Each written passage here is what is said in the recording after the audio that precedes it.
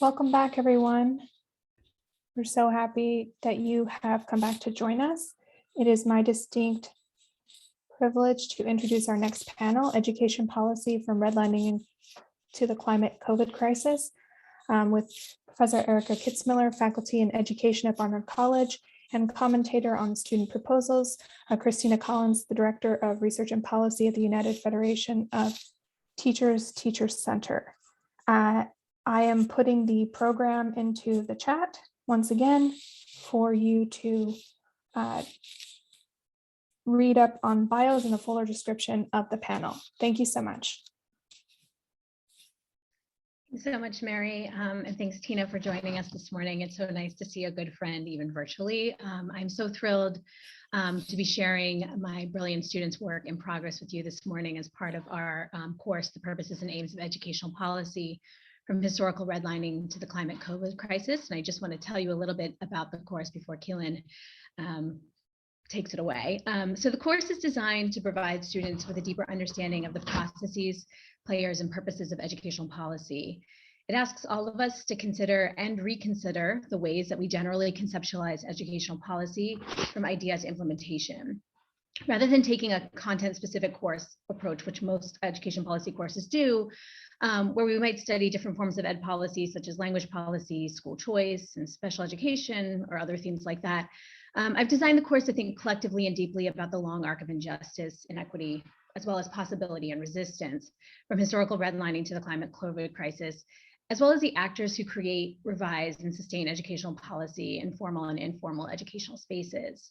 And as we did this together collectively this semester and continue to do it, because these are all works in progress, we have been asking everyone to think about a particular content area and how we might reimagine the policies in this place as we face the prolonged crisis of a planet that is burning amidst a global pandemic and racial inequality. While much of the reading is centered in the United States, I have encouraged my students to think broadly about the global impact that educational policy has on the lives of educators, families, and youth, and how these policies have the power to both replicate and dismantle inequities in our world. And so I'm so excited that you'll be able to hear about the works in progress and Tina's commentary and suggestions about how to strengthen these. And we would welcome any suggestions you have. You may put them in the chat. It would really help my students to just get feedback and ideas about what they might do with these projects. So I'm going to turn it over to Caelan at this point. Thank you so much. Hello, thank you, Erika. My name is Caelan Bailey. I'm actually a sophomore at Columbia, and I am researching Charlotte, North Carolina. Take a second to share a quick visual. All right, so I'm researching Charlotte, North Carolina, which became pretty famous around the 1970s in the Swan case, which was essentially reaffirming Brown versus Board in Charlotte, North Carolina through a busing system. So that's when it sort of became famous for actually taking steps in education policy to make sure that schools were integrated. Now, this is a 1937 HLLC map that was sort you might see in the undesigned redline exhibit. And this shows kind of where you might see gentrification, where you might see residential segregation at that time.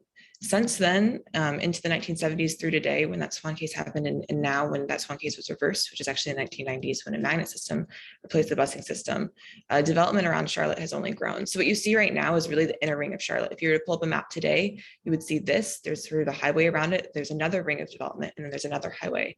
And what happened is if you see that green area, which is sort of the A designation in the HLLC maps, that's towards the south of Charlotte. And that's where development was really centralized and where schools started being built in that direction, largely for rich and white families.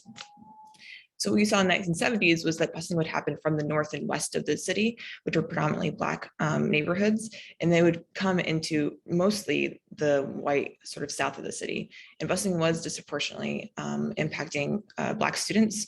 So those were often the students that would have to bear the burden of commuting, would have to actually travel to new schools, although it was a two-way system. And that largely worked. Charlotte was known as the most integrated city, the city that made integration work in schools throughout the 1970s and 80s. However, eventually what that program shifted into was a magnet system. And through that, families started becoming dissatisfied with the system, largely white families. And there was a case in 1990 that dismantled as Cappuccino versus Charlotte, North Carolina, and that our Capuchon that dismantled the system. So it made it legal. The Supreme Court case reversed Swan, and that's when you started seeing more and more segregation happening in the city. What I'm I'm focused on is actually charter schools. So right here is Metropolitan Regional Scholars Academy.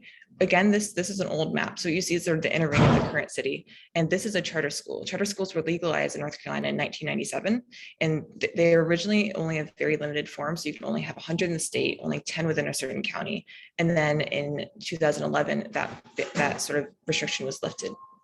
So Metropolitan Scholars Academy was actually founded in 1999, but it's grown a lot in the past 20 or so years. And it was actually founded in this sort of area of the city that isn't even on the map, but it's sort of on a ring right around where you see a lot of development and sort of the inner ring of the city that's still sort of older neighborhoods. And there's an urban renewal program that sort of dismantled old historically Black neighborhoods for new development. Some of it's still just old, really residential neighborhoods that are still predominantly Black neighborhoods, but it's sort of right on the ring of where you're seeing this development towards the south and historically segregated housing throughout the rest of the city. This charter school is for gifted children, which they identify through K through 8. So children are coming in when they're kindergartners, passing a test, and then going through the Charlotte-Mecklenburg system's lottery system to see if they can enter the school. And then they're kept there through their K through 8 years. 1% of the school is eligible for free and reduced lunch, and it is not racially representative of the county. I believe that 5% of the school from year to year is African-American in a county that is much more than that, but it is about 60% Asian-American students. So I'm also trying to sort of complicate the narrative that we also often see with undesigned, the red line. But we have these maps and you have development, but there's also been a lot of immigration in Charlotte recently. Honestly, it's very difficult to find literature on Asian American students. Had an hour-long meeting with the Barnard librarian where we were trying to find information about Charlotte immigration or just any Asian American students in the North Carolina system, and it was incredibly hard. So I'm trying to kind of focus on how can we look at how charter schools are impacting current segregation or desegregation efforts. Obviously, there's still resistance within the system where they're still trying magnet programs, they're still trying incentivization to have socioeconomic diversity within the schools in the county. But how can charter schools fit into that picture? How is this gifted school that also might double as sort of a place for Asian American students to actually find community and sort of the school environment they would like? How are charter schools fitting into that larger picture? Right now, I'm looking at sort of a website or an online public platform to present this, trying to go through the history of busing in the school system, trying to go through how resident segregation has only solidified in the last couple of decades, and also focusing on the school. Next steps for me would probably be looking into, again, trying to find more about Asian American students and trying to interview the actual school system. Very nebulous there, but trying to interview people at the school, staff, longstanding parents or students there, and try to figure out how to incorporate that into that public platform online, and also having a way for community members, whether in the larger Charlotte-Mecklenburg school system or the specific school, to provide input. I think that's all for me right now. Great, thanks, Caelan. And Erika, am I right? You comments after each? Okay. Mm-hmm. So great. This is fascinating, and I think it's really important right now. I just have a few questions and suggestions for directions you might want to take. One is this really interesting shift around suburban immigration dynamics that you started talking about a little bit there. Obviously, the Virginia elections are in the news right now. There's been a lot of analysis of the role schools played in that. And I think there's been a little bit of under-analysis of the immigration impact on southern suburbs. And so I would encourage you to sort of dig in a little bit to the suburban South and suburban urban school literature that's been coming out. There's a lot out there that's been done recently, and I think this is a really important part of that story potentially. So again, I think that it's a good fit for the charter school theme as well, in part because charters are always, at least in my research on them, held up as don't let your zip code be destiny and things like that. And so I think when you get into the kind of story that you're potentially telling here, is that part of the story there, right? Around you live here, but the charter school lets you go there, and what are the implications of that?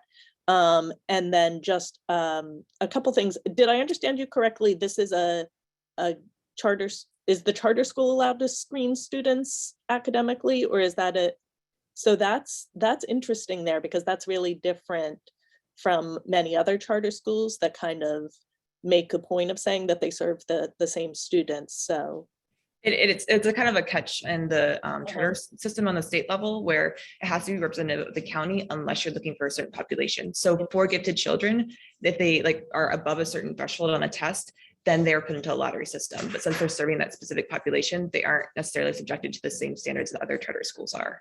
interesting. So I would dig in a little further to that, because I think that's a really different dynamic. I think the basis charter schools in, I believe, Arizona may have some similar dynamics there. And so that might be an interesting sort of comparison to make around how that's worked there. And also just the question of where's the funding coming from. Here in New York, charter school funding is a big question. And I'm just wondering if you follow the money a little bit, whether there might be an interesting story there. But super fascinating. Sounds like a great project. Thank you. Thank you for the feedback. Yeah. Thanks, Caelan and Tina. So next is going to be Jessica Park. She is a junior at Columbia College, majoring in comparative literature and minoring in education studies. Jessica. Yes, thank you, Erica. Hello, everyone. I would like to present my work in progress project. And let me share the screen real quick.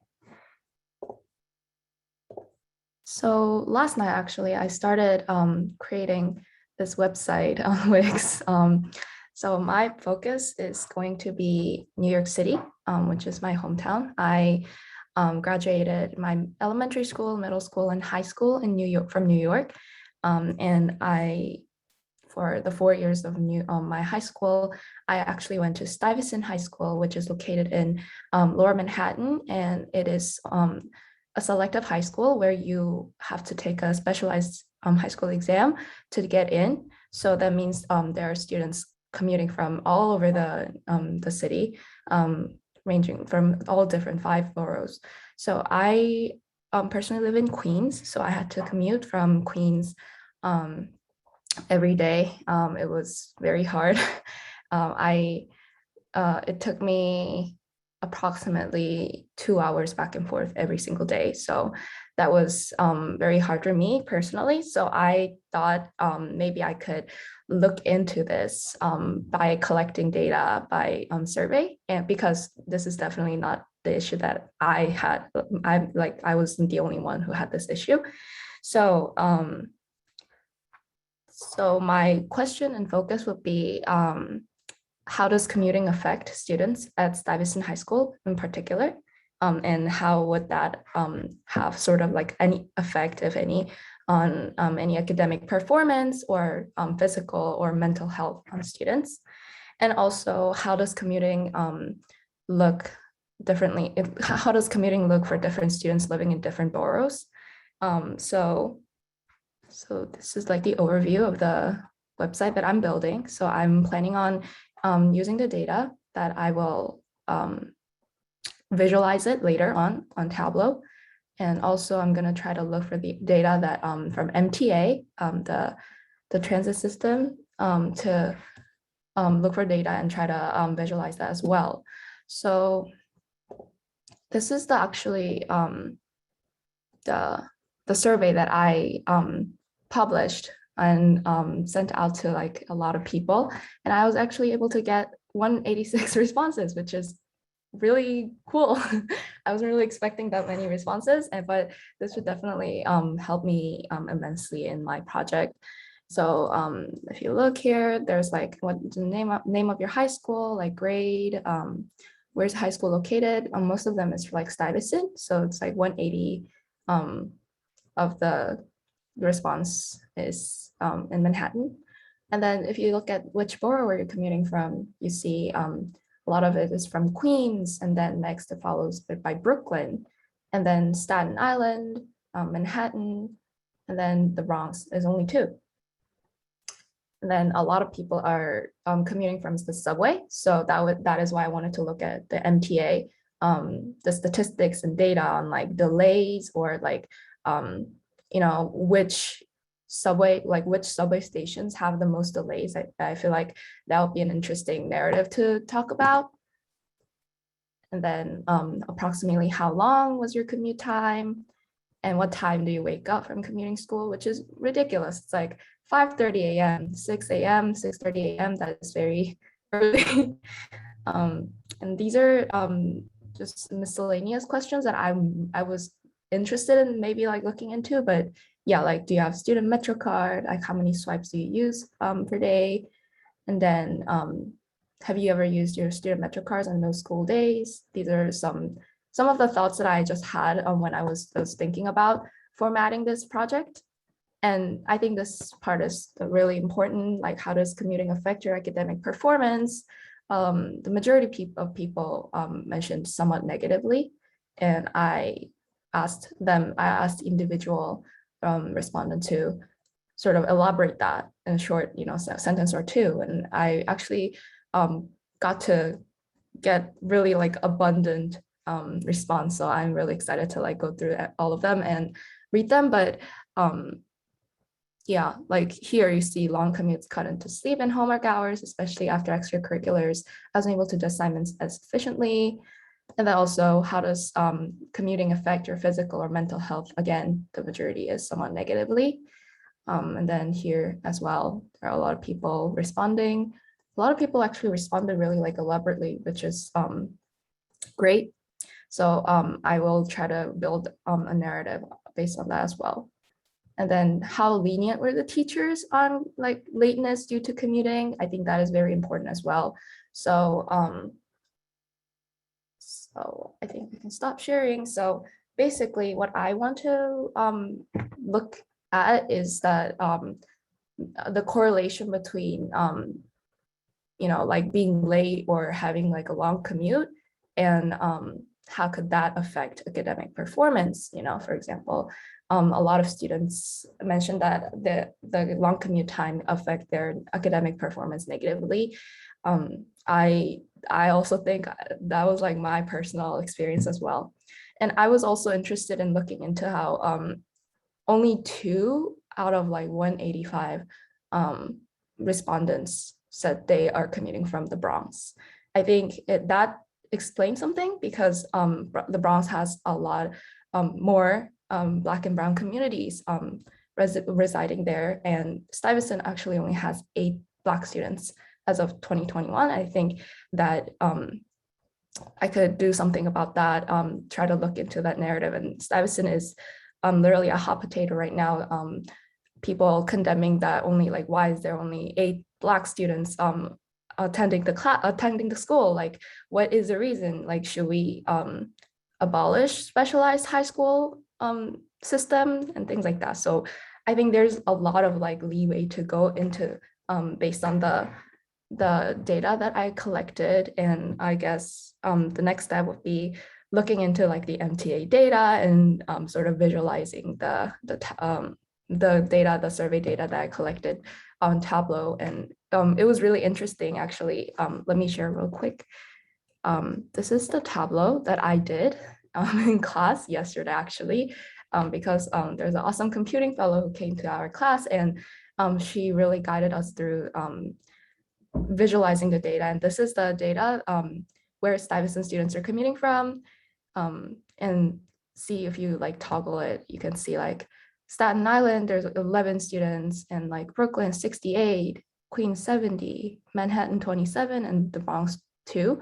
So I'm trying to use this program, the Tableau program, to visualize it. I feel like it would be really interesting to like compile them and like put it in the website that I'm building. Yes, I think that's it. No, this is great. And you're right, this is a hot topic. So I think, there's lots of interesting things to find out here.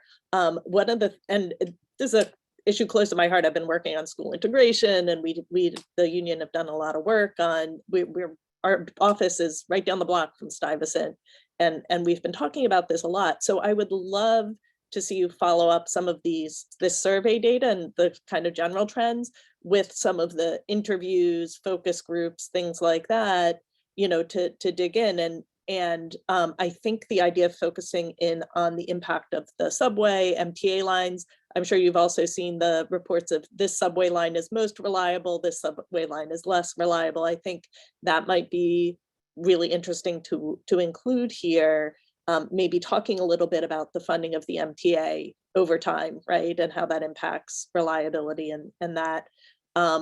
I think it would also be really interesting to talk about the rise of Uber, right? And Lyft services, and which students, if the subway doesn't show up on time or they're running late or whatever, who has the option of calling an Uber or calling a Lyft, and who doesn't, and how does that impact, as you're saying, their academic experiences. There's an interesting study in terms of who's choosing to commute that was done by the Center for New York City Affairs on kindergarten enrollment, actually proportions of kindergarten students. So I would maybe connect this high school look, who's coming from where, as a broader New York City trend. It's one of the things that makes New York City pretty unusual, especially given the size of this city, how far people are willing to travel to send their kids to a specific school, or in the case of high school students, to choose a specific school. So I would dig into that research a little bit. And there's studies that you can go back and look at which other high schools kids are considering when they apply and things like that. But I would be very interested, like I said, if you can have the one-on-one conversation or the small group conversation, what other schools did you consider? Why, right? Like, how did commute time play into that? If there were other schools closer to home, why did you choose this further one? And again, I think the responses to that would be very, very interesting. And then finally, obviously, COVID, online learning, everything's different, has been different for a little while. Now students are starting to come back. So especially for students who maybe started virtual and now have started to come back, I think that might be a really interesting conversation to have about that. And about now that after school activities are picking up again now, how this all impacts that. But I think there's a lot of different directions you could go in, and I think any of them would make for a really interesting study, following up from some of the quantitative numbers that you've collected so far. Thank you. Great. So the next speaker is going to be Lanajames Kalfas. She's a junior at Barnard College, majoring in educational studies. Lana? Hi, everyone. Thank you so much, Jessica. I'm so impressed by your data, and it was so cool to see it visualized. And thank you, Erika, for the introduction. So I'm just going to share my screen really quickly. Okay. So thanks to Caelan for kicking off the North Carolina theme for today. So I'm also from Durham, North Carolina, or I'm from Durham, North Carolina. And my final part of our class, educational policy, is going to be titled Durham Public Schools, the Built Environment and the Intersecting Impact of Public Health Crises. So to provide a little bit of context, I did not attend Durham Public School, though I have many friends who did. And Durham Public Schools have about 32,000, serve about 32,000 students from around the city and county of Durham. And the school district is one of the top 10 largest in the state. And they offer traditional schools, year-round schools, and magnet programs, as well as some smaller specialized high schools. And my interest in the built environment in Durham Public Schools and the impact of public health crises, particularly the climate crisis and the COVID-19 pandemic, kind of began when I heard one of my close friends talking about this. They were talking about their high school experience. They went to Durham School of the Arts, which is a specialized public high school in Durham, and talking about how in one of their classrooms, there was this huge gaping hole in the ceiling that would sometimes like shed, some of the insulation from it that students would inhale. And he was just also talking about other, inaccessibility features of the campus and environmental hazards. And, throughout this class and my time at Barnard, and talking about education for all of those who, listen to public school teachers or students, know that environmental hazards like these are pretty commonplace, unfortunately. But this really did spur my interest into investigating, what is the impact of the built environment and these environmental hazards on the education of Durham public school students, and on teachers and families as well.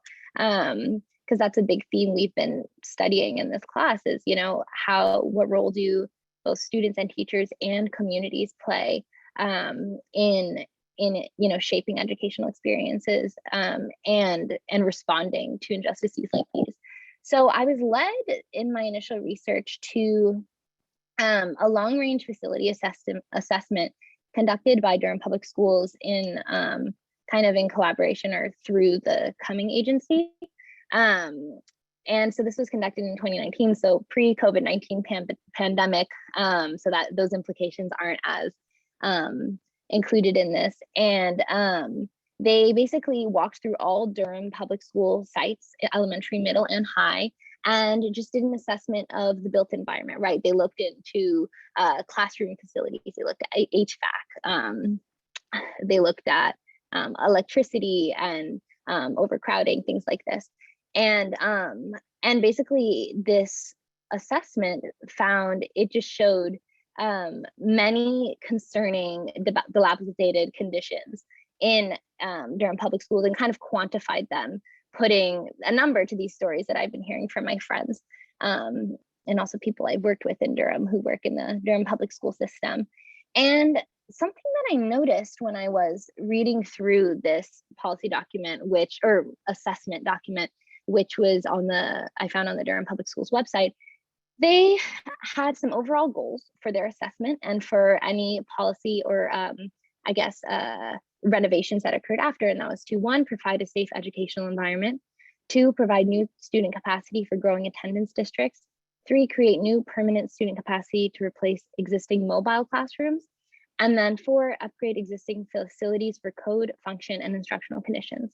But as I was going through all of this and their options for moving forward that they proposed in this assessment, I really questioned, where do students and teachers and parents come into this? Through all of the actors that they presented, none of them, were community members.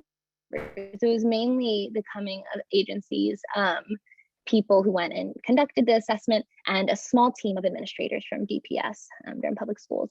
And I was also wondering, how are the experiences of people who really are impacted by this environment? How are these experiences informing the prioritization of needs that are presented on a document like this that is supposed to inform future policy? And so that led me to my research questions for this project, which are that I've touched on a little bit, which is, how does the built environment affect the educational experiences of DPS students, teachers, and families? And how does health intersect with education in Durham? And what role do the climate crisis and COVID-19 pandemic play? And lastly, something I'm really interested in as well, and I would love any feedback at the end on how to incorporate this, is how can students, teachers, and families contribute to the creation of facility policies? And so what I want to do, I've already spoken to some of my friends who are former students at DPS, but I want to conduct more interviews with current and former students and teachers and administrators at Durham Public Schools whom I've already identified. And I want to also collect photographic evidence of conditions in collaboration with, some of my friends who are there, but also when I return. And I also want to locate sites of change. And I want to do this through a tool that Professor Kitzmiller showed us during class earlier this semester, which is StoryMaps.js, which was created through the Night Lab at Northwestern University, I believe. And this tool is really cool. I found it a really interesting way to map spatial narratives. So I want to take these interviews that I will be collecting, continuing to collect, about the lived experiences of the built environment on health and education. I want to convey them through this kind of interactive map and present, how do these experiences really look, right, to students? What does it look like in a day, right? And also something very important to me is also documenting and amplifying the work that's already being done by both individual actors in communities and organizations like East Durham Children's Initiative that I've pictured here, and some other nonprofit organizations. So this is really about kind of providing a narrative to add something to the story that is presented in this document here, because something very salient belief I hold, and that we've really discussed in this class, is that when forming policy, right, that really will impact the lives and education of thousands of students, you need to incorporate them and their families in the decision-making process, and really ask them, if we're going to add a new school, or if we're going to, consolidate 2 smaller schools, how will this affect you? Like, what are the proposals that are being given from actual community members who are experiencing the effects of these dilapidated conditions and environmental hazards in the classroom?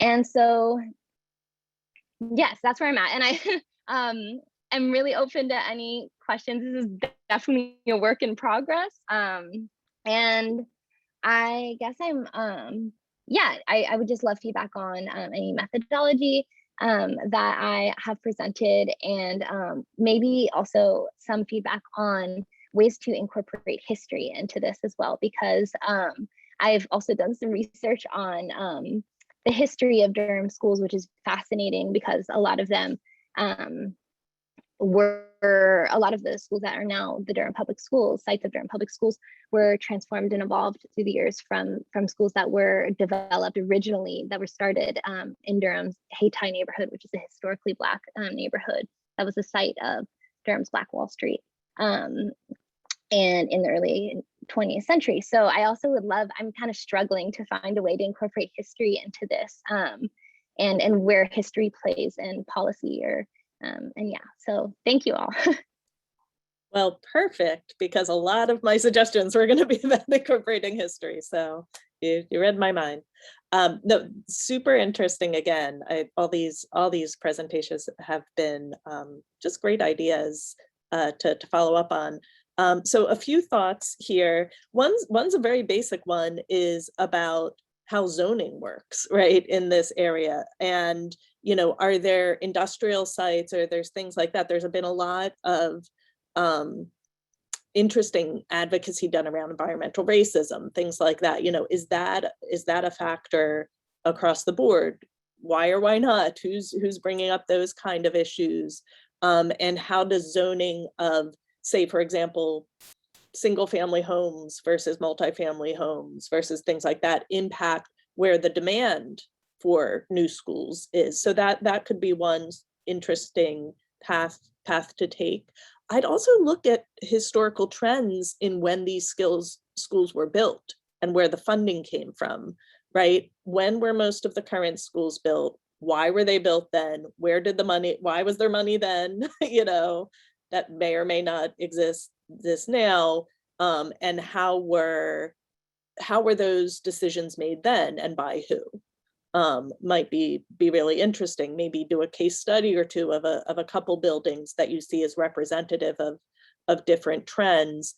For example, here in New York, we have over 100-year-old buildings, and we have buildings that were built in the last decade, right? How is the architecture of those schools different, right? And why?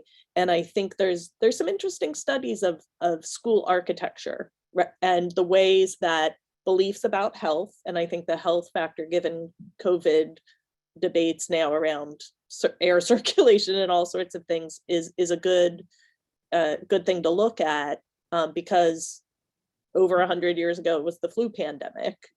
So I don't know that you have schools that old, but what was going on in terms of the health impact? Was the focus more on kids having outdoor space to play when this school was built, and that was less of an issue? then. So those decisions about school architecture and the impact of school and facilities on students' experiences, I think are ongoing debates that you may be able to find in the broader history, not necessarily for Durham specifically, but in the broader history of school architecture.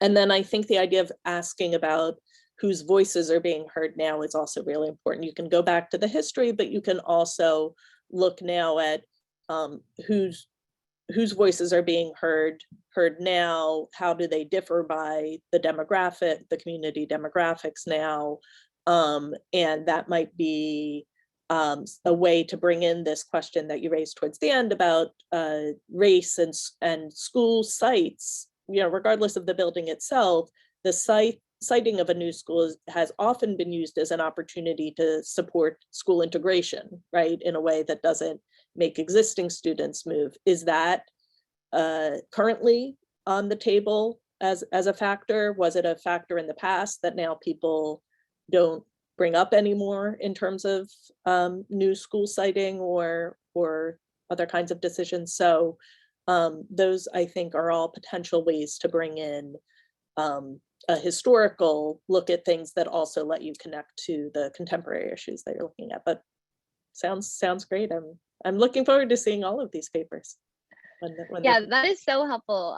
Thank you so much. Yeah, I definitely, the history has been something that I've really kind of clung to as I've been thinking about this, but I have been struggling a bit to figure out how to. And also I see the question in the chat from Caitlin about participatory action research. And thank you for the question. I actually haven't even heard of that before, so I'll definitely look into that for conducting the research that I have in front of me. So yeah, thanks everyone. Lana, you might, while Peyton's talking, just look in the Q&A and answer some of those questions in the Q&A if you want to respond to them. So if you click on the Q&A button, we're all new to webinars here, folks, so we're learning. You can answer some of those questions probably. Okay, awesome. All right, Peyton, great. Thank you. Ready?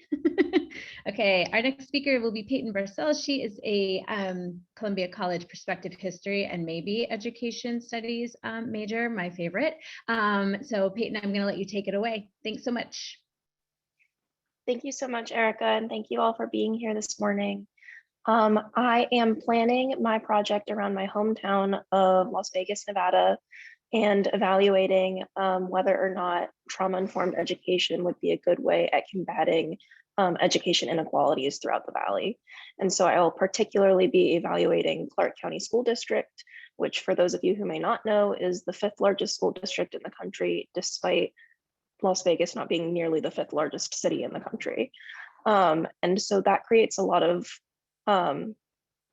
inequality problems right off the bat. So just the geography of the Valley is such that this was never a city that was planning on being as large as it is today, because it's in the middle of the desert and it's 112 degrees during the summer. And so people were never anticipating that it was going to be such the large residential community that it has created. And so there are a lot of areas where food deserts are really prevalent just because of the topography of the land. And the city planning was like next to non-existent. And so while redlining is not technically what we would call it because of land maps not existing in the same way in those areas of the West Coast, there was still just really poor city planning and intentional segregation tactics that are still playing out in the city. And so I really wanted to know what we could be doing about this. And my very first thought was we should make the school district smaller and we should cut up different pieces of the district. That is unfortunately just not possible with the politics of Nevada right now. And interestingly, the state legislature is in charge of the different school districts and like everything that is encompassed within that. And so oftentimes people in the people in parts of northern Nevada get angry that Clark County is getting so much funding. And so the short story is that that's just simply not a possibility. And so I was then evaluating what could we do that's an easy change that could be solving some of these problems for our students. And I think the solution to this problem is trauma-informed training for teachers, as well as trauma-informed just education in general. 67% of students before they turn 18 will experience some sort of traumatic event. So that's over half of the population in the classrooms. And oftentimes teachers, while they have the absolute best intentions, don't really know how to combat these issues because they don't have the formal training in it. And so I am looking at what I believe to be the best practices in trauma-informed education and trying to see how those could be easily implemented in the classroom. So in trauma-informed trainings for teachers, that would look like, in especially elementary schools, just best practices for how to get on a student's level and be able to understand like what some of their backgrounds could be. Another problem in Las Vegas is the absolute overcrowding of our classrooms. And so a lot of teachers have no idea what's going on in their students' lives because they have 60 kids in a math class. And so just being able to have the tools to recognize, okay, there's a fire drill and this kindergartner is running around screaming under his desk. He's not a bad kid, he's just being re-traumatized, and like understanding what steps we could be taking rather than punitive punishment actions. And so that is really the thesis, is that trauma-informed training for teachers will create more equity among classrooms, because while this is a pervasive problem across all demographics, it unfortunately does affect marginalized communities at a higher rate. The battles that I'm running into right now is that trauma-informed research is relatively new, and therefore the data is not there in every capacity.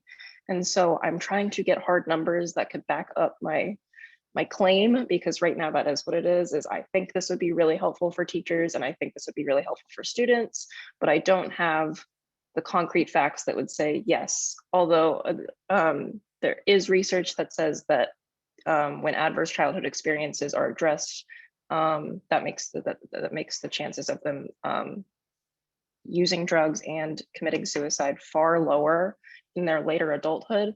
There have been plenty of studies on that and ACEs specifically, but because I'm looking at trauma generally, I'm having a little bit of a harder time finding those numbers.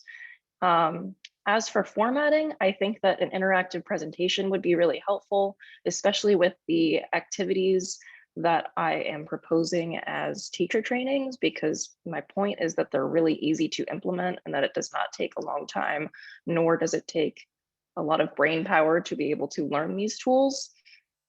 And then I will also be using a story map to show different places in Las Vegas and what they looked like over the last 50 years, because there's been so much change in our city planning. So any insight into any of that would be really, really helpful. I really appreciate your time.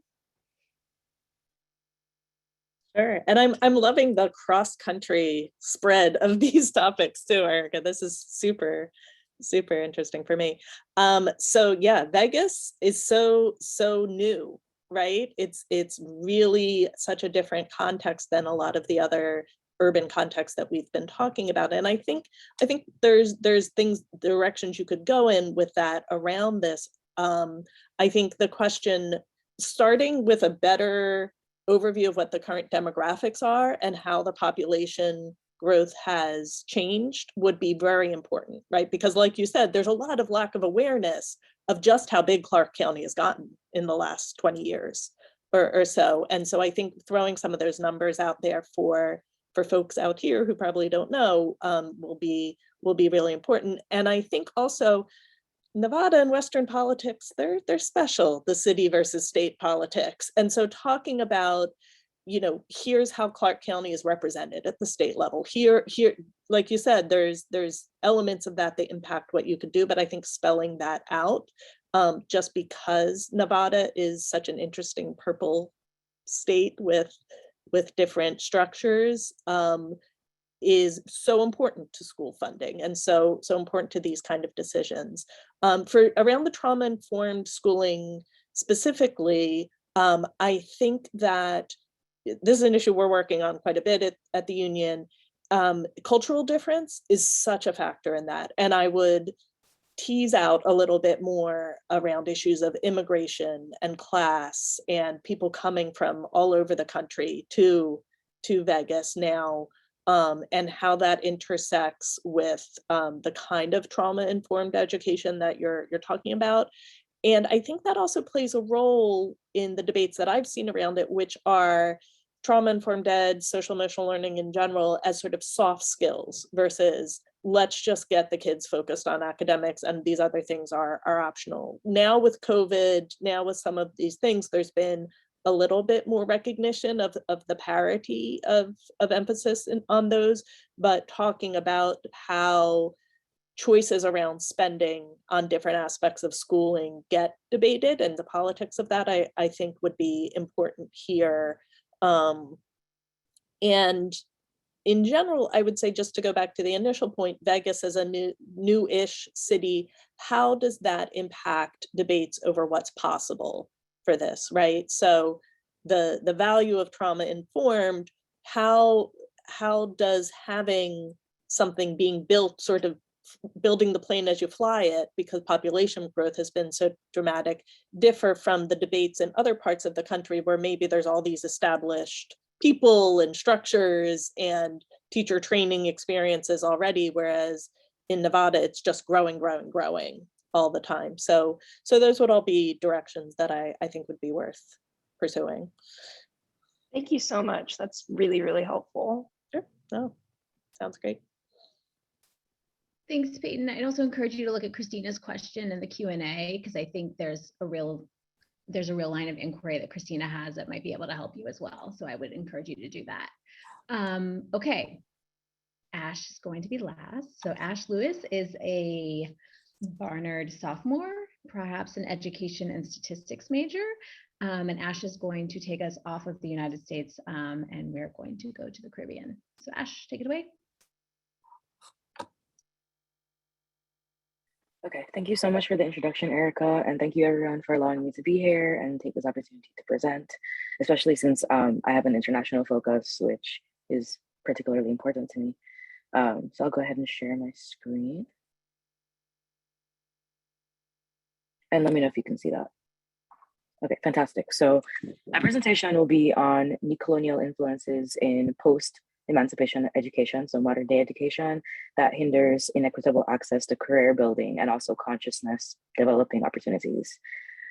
So just to introduce kind of like history of the region, or like the historicity of Jamaican education, Jamaica was a British colony from the 1600s to 1962, and we gained independence.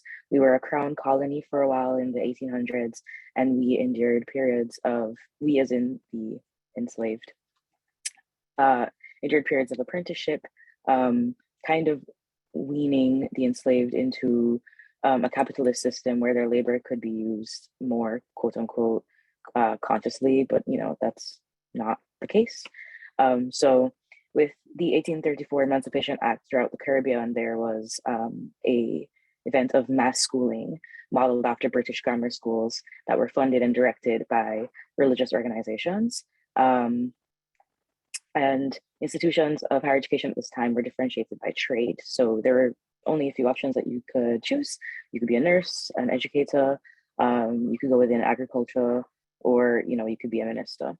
And so this limited scope of choice did delegitimize the formerly enslaved's ability to, develop upon their own skills or personal interests, but also represents like the beginning of an era of creation of a post-colonial society that values exploitative labor that is renamed. And the decades leading up to our national independence saw usage of British curricula, books, texts, and modes of examination. So lots of Jamaican schooling history is modeled after the British system.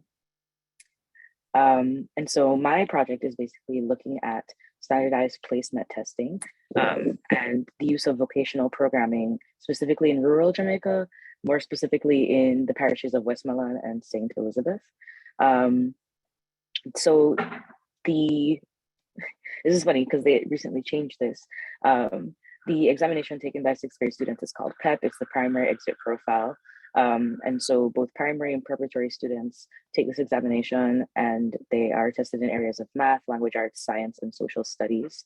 And then a cumulative grade is made based on an average of all sections, and based on your average, you are placed in a school of your choice. You have 5 choices that are ranked, and 3 are dependent on your geography. So there's an obvious inequity there. Students in rural areas really only have options for education within their parish, which have less resources, underpaid teaching staff. It's definitely an inequitable situation there. So the Ministry of Education started to employ vocational programs within the early 2000s within the rural sectors of the island, with the expectation that students will later take these newfound skills to tertiary training centers and possibly enter fields of agriculture, ministry, technology, or hospitality, which I am particularly interested in. So Jamaica operates within this colonial notion that education should serve the purpose of crafting an expendable workforce, an expendable national workforce, instead of encouraging critical consciousness development, which is definitely a stigma issue, more so than anything. It's kind of like based on national perspectives. So with this project, I'm going to try to see how we can emphasize the importance of non-rote memory dependent educational practices, while also allowing students in rural areas to access tertiary educational opportunities that are really only granted to students within urban areas. Yes, so here's kind of what I'm thinking. I'm thinking about ways that we could integrate choice into technical training, so allowing students to pursue industries if they'd like.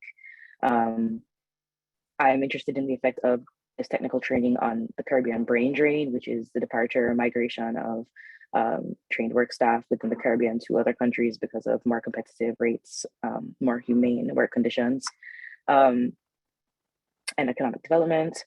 I'm on the topic of hospitality, really interested in that because as a neocolonial nation, there is a lot of interest from first world, in quotes, countries to invest in very profitable industries, specifically hospitality. And so the Caribbean is a notable tourist spot, but this is particularly exploitative in the way that our culture is absorbed and appropriated, in the ways that our staff are treated. The gender dynamics within hospitality staff is or are incredibly inequitable. So I'm interested in seeing if we are essentially setting up students within rural areas to engage in harmful and developmentally stunting industries because we don't have the resources to allow them to pursue passions that, you know, students in urban areas would. And in terms of fleshing out this project and visualizing this project, I'm really interested in using GIS software to kind of pinpoint secondary schools within Westmoreland and St. Elizabeth that implement these vocational programs, and comparing the success of these studied industries and possibly also the success of the tourist industry or tourist locations near to or like in close proximity to these students. So yeah, that's kind of where my thinking is right now. I would love any feedback, or if I should maybe pursue kind of a American focus. I'm not opposed to that fully, thinking about, you know, on the topic of brain drain, when trained Caribbean labor forces migrate, you know, how much of our GDP is dependent on the money that's repatriated, or, you know, yeah, pretty much. So thank you so much. And I will stop sharing now. Well, another exciting and very different. I love how different all of these are. So this topic, I actually live in the little Caribbean neighborhood of Brooklyn. So I have these conversations with my neighbors sometimes about differences in schools here versus in Jamaica and Trinidad and places. And I think I think this is so valuable right now. And I would not necessarily recommend putting an American focus on this, but I do have a couple comments that I think maybe bring in some American historical context that might be helpful in framing this. I mean, one, to just go back to some of the things we've been talking about with the other presentations, where as what role formerly enslaved Jamaicans and their descendants have played in shaping what schools look like post-emancipation, right? And I'm particularly thinking of both the immediate period afterward, but then from that period through the 1960s shift in Britain, in particular, the movement in Britain for more cultural recognition of the Caribbean presence in Britain, and the discussions that were happening there, I think would be really interesting to look at how that voice has changed over time as contextualizing sort of who's heard now. And I think the other thing that you could do there is talk about the urban-rural demographic difference within the island now, and maybe how that plays out politically in terms of who's making decisions about school funding, school policy, things like that. I think that tracing from the historical to the contemporary context of who's making decisions about these big policy issues would be really useful. And then the American connection that I was thinking of as you were getting towards the end of the presentation is the US debates, very famous US debates between Du Bois and Washington around vocational education for African-American students in the early part of the 20th century.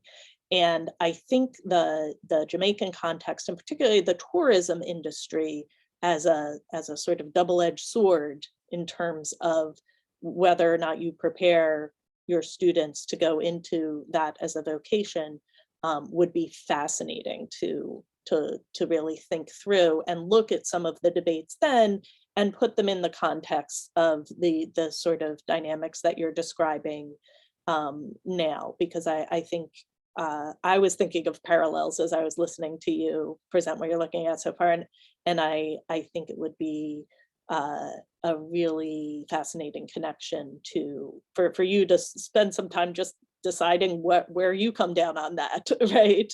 In terms of that, and what those past debates and the conclusions of them can contribute to where this could go now and why. So good luck. It sounds like another terrific project, and I really enjoyed hearing about it. For sure. Thank you so much for your feedback. This is really, sorry, I'm at a loss for words, but this has been incredibly helpful. Thank you so much. Of course. So I just want to thank Ashe. That was a wonderful presentation, and all of my brilliant students, Lana, Peyton, Caelan, and Jessica. I'm so proud of you, and I'm so thrilled that you had space and courage to do this. Works in progress are not always easy to present. I also want to thank Mary and Miriam and the whole Undesign team who are making all kinds of magical things happen behind the scenes and at Barnard College, and for making space and time for undergraduate research, something that is so important to me. It was so formative to me as an undergrad. And I would like to thank my dear friend, Christina Collins, for zooming in today from Lower Manhattan. It's lovely to see you, and your insights and perspectives were so incredibly helpful. I have a feeling some of my students might be reaching out to you for some ideas too. And I just also want to thank everybody for engaging with questions. And I was honest and authentic and legitimate when I said, please reach out to me if you have projects that we can be engaged with in the community. I would be so thrilled to be doing that work here in New York City. So thanks so much.